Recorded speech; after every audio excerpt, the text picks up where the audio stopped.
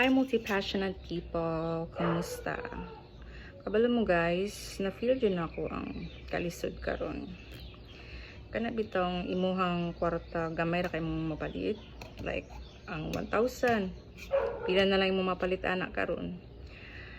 So karon, lisod man kay ang panahon, kinahanglan jud tag diskarte. Like personally sa ako magpalit ko grocery, ako yung i-check kung need ba gyud or wants ni. So i-prioritize yun nato ang mga needs like food, ang mga bills, utang, kana. So other than that, ayaw lang kaninyo siya tagaig importansya or ayaw gastuin. Tapos kung na mga wholesale, kung maka-afford mo na time, I highly recommend to buy wholesale. But kung usari mo ma-afford, okay dyan po na.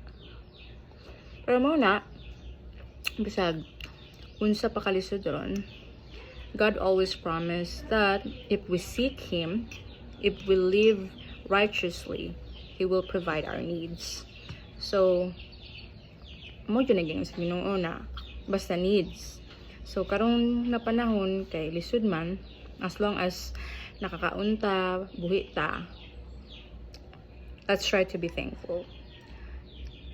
So muna siya, nagyaw-yaw lang ko and mga unta.